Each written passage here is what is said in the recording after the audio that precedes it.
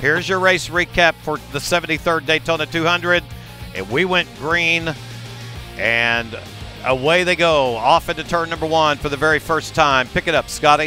You saw Eslick kind of muscle his way through, and that's how he rode pretty much the whole race. When somebody would make a move on Danny, he would fight right back, and he was bound and determined today to bring this thing home. You could tell in the way he rode, but early in the race it was a big swarm of riders, and it could have gone either way, you know, and it went south for a couple of riders, as we'll see here in a minute. But it was a great run, Barry, all the way to that first pit stop, and then even after that for so long. And you could see Danny, like I said, if somebody made a move on him, he'd immediately make a move back. You could see him fighting with Garrett Gerloff there early in the race. Unfortunately, Garrett's day didn't end up like he wanted. He did end up 5th today. He ended up falling off the bike, and you could see him side by side high up on that banking. And you know what, Scott? If this had been a customary GoPro Daytona SportBike distance, this would have been a highly competitive race for 10 or 15 laps, you know, and even longer. I mean, there were 6 or 7 of them going way deep into this thing.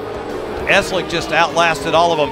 That was the 12 machine of Tomas Puerta out of the Road Race Factory with some type of mechanical issue. A real crying shame, as he was in the lead pack and really fired up to win this thing here today, and actually had a legitimate shot. Attrition certainly did affect the outcome of this one right there. I'm impressed with the way Garrett Gerloff kept giving it to him. He would hand it to Eslick. He would pass him. Eslick would pass him back. We saw some great pit stop action from the Yamaha Extended Service team. What great pit work we saw out of those guys today. And there's Danny Eslick after the pit stops. Fresh Dunlop rubber. Feels like Velcro, I'm sure, on that motorcycle right now. Good grip all around.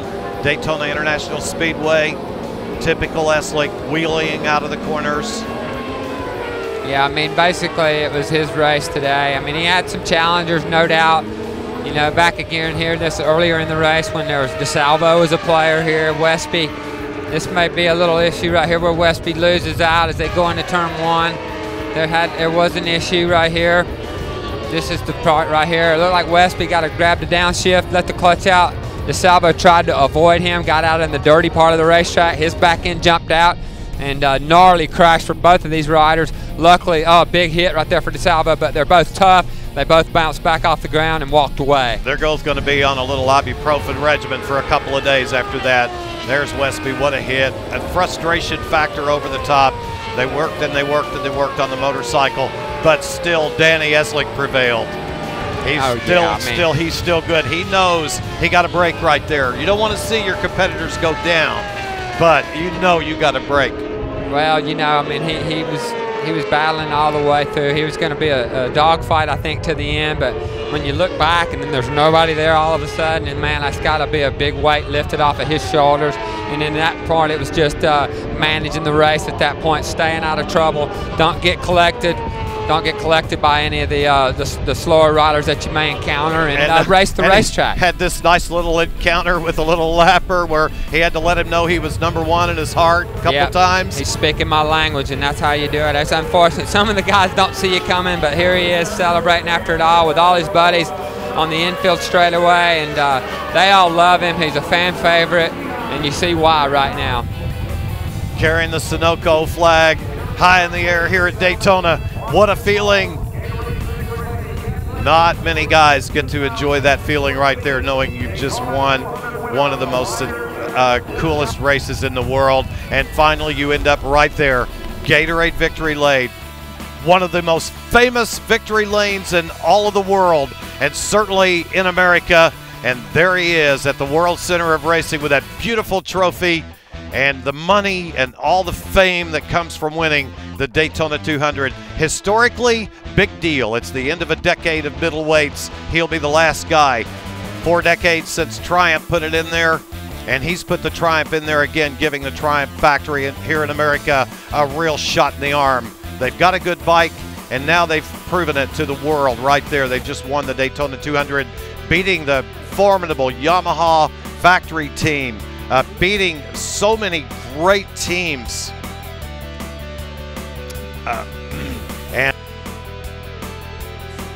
And there's your results right there. Eslick, Gagne, Lewis, Fong, Gerloff, Wyman, Stapleford made the trip over from England. He did it. He finished 7th. Former winner Jake Zemke finished 8th. And Bostan Kubik did a nice job as well.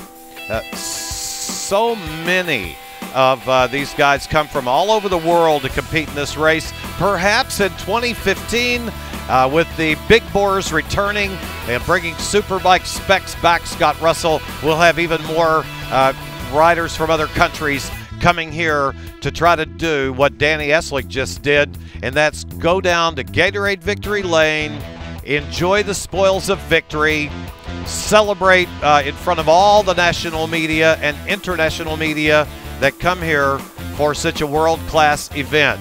And at the end of the day, he's going to go home with a Rolex.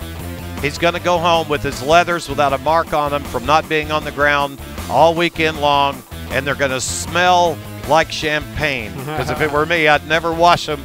Those are the leathers I won the Daytona 200 in, and they're going to smell like that champagne forever. They're going to become a nice piece of history for him for the rest of his life. There's one thing Danny Eslick can say that no one can ever take away from him.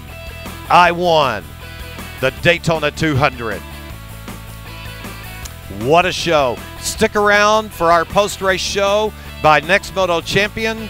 It's a beautiful piece of 30-minute video. John Boucher, the executive producer of Next Moto Champion, and his right-hand assistant, who's been a great pit road reporter for us today, the associate editor of Next Moto Champion, Danielle Teal, alongside. Great job today down on the hot pit and victory podium by Danielle Teal. Our thanks go to Christy Lee from yesterday, our color analyst Scott Russell in for the year. I'm Barry Boone. Goodbye. Enjoy the Next Moto Champion video. We'll see you from Road America at Elkhart Lake, Wisconsin.